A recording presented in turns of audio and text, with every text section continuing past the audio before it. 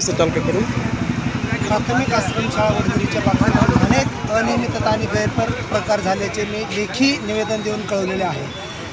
2019 साली 8वीचा वर्ग मान्यता प्राप्त म्हणून दिला गेला.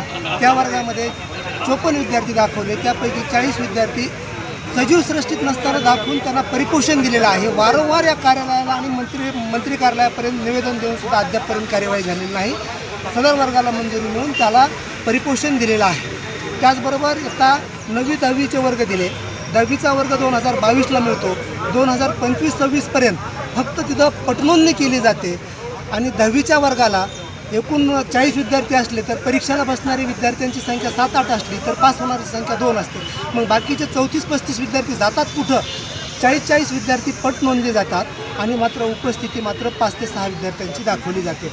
11वी-12वीच्या वर्गाला 2022मध्ये मान्यता मिळते आणि 2025-26पर्यंत तिथं पटनोंदणी होत नाही आणि कुठल्याही कार्यालयाची परवानगी न घेता नंतर तिथं पटनोंदणी केली जाते. ह्या सर्व गोष्टी सहाय्यक संचालक यांना लेखी आणि तोंडी कळूनसुद्धा ते कुठलीही कार्यवाही करत नाही. शिक्षण विभागाने DYD संभाजीनगर यांनी सदर शाळेची 3.1ची मान्यता त्रुटीमध्ये वापस पाठवलेली असताना ह्या कार्यालयानं मी असं ऐकवित आहे की मागील काही दिवसामध्ये या सहाय्यक संचालक यांच्या कार्यालयातून प्रस्ताव सादर करून 3.1ची मान्यता करून घेतलेली आहे, जी की DYDनं रद्द केलेली होती. अशा पद्धतीनं सहाय्यक संचालक कार्यालयाकडून संबंधित संस्थेला पाठराखण केल्याचं निदर्शनास येत आहे. पुढचे आव्हान काय असेल तुमच्याकडे? आज रोजी ज्या पद्धतीने निदर्शने केलेले आहेत यावर जर सहाय्यक संचालक यांनी ठोस कार्यवाही नाही केली तर यापेक्षा मोठं जनआंदोलन करण्यासाठी निश्चित प्रयत्न केले जातात. दिसला पाहिजे, तोंड पण दिसायला लागले.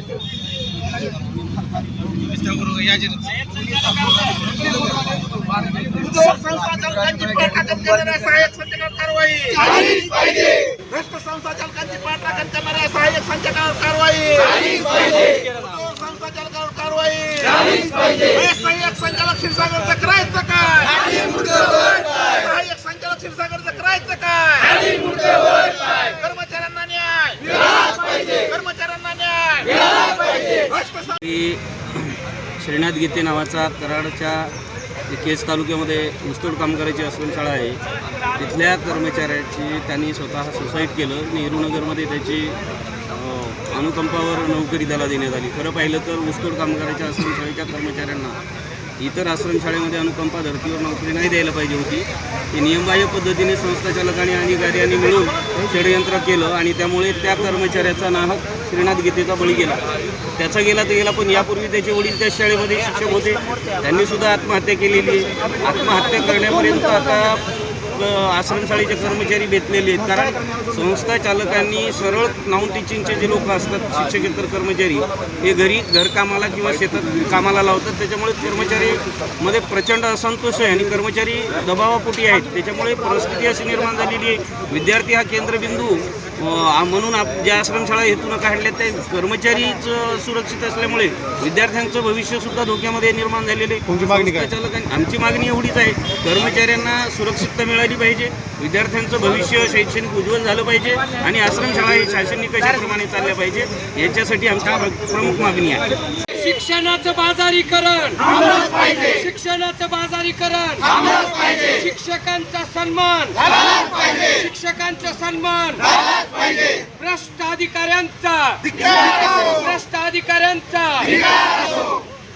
बहुजन कल्याण विभाग मार्फत ज्या निवासी आश्रमशाळा ज्या आहेत त्या शाळा संस्थाचालकांची प्रायव्हेट लिमिटेड कंपनी आहेत. त्या शाळा कर्मचाऱ्यांची आर्थिक, शारीरिक आणि मानसिक पिळवणूक करत आहेत. आपण जर पाहिलं तर गेल्या आठवड्यामध्ये अंतरपिंपरी येथील जे आमच्या भगिनी आहेत महिला स्वयंपाकी, त्यांच्या पतीला या ठिकाणी याच कार्यालयामध्ये मारहाण झाली.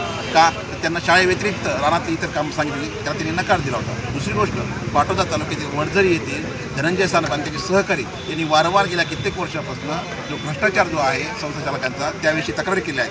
मात्र मंत्रालयापासून नाही ते बीडचे जे सहाय्यक संचालक जे आहेत त्या ठिकाणचे क्षीरसागर यांना वारंवार तक्रारी करूनसुद्धा त्यांनी त्यांची पाठराखण केली आहे. त्यामुळे आमची प्रमुख अशी मागणी संबंधित प्रकरणामध्ये या मुजोर संस्थाचालकांची पाठराखण करणाऱ्या सहाय्यक संचालक क्षीरसागर यांच्यावर कारवाई करण्यात यावी. दुसरी गोष्ट, जे शिक्षक आणि कर्मचारी विद्यार्थी जे आहेत यांची ऑनलाईन हजेरी घेण्यात यावी. सर्व आश्रमशाळा ज्या आहेत ते उच्चस्तरीय समितीमार्फत ऑडिट करण्यात यावं अशी आमची मागणी. कारण की या ठिकाणी केवळ सामाजिक कार्यकर्ते राजकीय नाही, जे पीडित जे आहेत त्यांच्यावर या प्रकरणामध्ये छळ सहन करावा ते सगळे या ठिकाणी आहेत, उपस्थित आहेत. आणि त्यांचं असं म्हणणं आहे की ही मजुरी आहे संस्था चालकांची ती बंद झाली पाहिजे, संबंधित प्रकारामध्ये कठोर कारवाई व्हायला केली तर याच्यामध्ये असा विषय आहे की माझी पत्नी जी कर्मचारी आहे त्यांना रानामध्ये आपल्या शेतामध्ये त्यांच्या घर कामाला या म्हणून जोर जबरदस्ती करीत होते. आम्ही नाही म्हटलो. कोण करत होतं? ते संस्था चालक दिनेश पवार हे करीत होते. आम्ही नाही म्हटलो. याच्यासाठी त्यांनी फेब्रुवारी महिन्यापासून सही बंद करण्यात आली होती. मग शाळेमध्ये काय त्यांना माझ्या पत्नीला येऊन नाही दिलं. एप्रिलमध्ये मी अर्ज दाखल केला होता इथं ह्यांना तक्रार म्हणून. पण त्यांनी काय उत्तर नाही दिलं. त्याच्यानंतर मग मी सारखं जिथं येणं जाणं चालू राहिलं. त्या दिवशी आम्ही दोघंजण संघ आलतो. ती खाली बसलेली होती, मी वर बसलो होतो. आम्हाला अर्ज देणार होते ते तिथून तक्रारचं. ते अचानक दिनेश पवार आले आणि अचानकच डायरेक्ट शिवीगाळ केली, 2 झापड मारल्या, मारहाण करायला लागले, घाम धमक्या द्यायला लागले. आणि मला काय तू भेटणार आहे का, मी पाहून घेतो तू काय आहे. आणि तो आमच्या गावाचा सरपंच आहे म्हणून तो गावातला मोठा माणूस आहे म्हणून त्याच्यासाठी त्याने मारहाण करण्यात आली.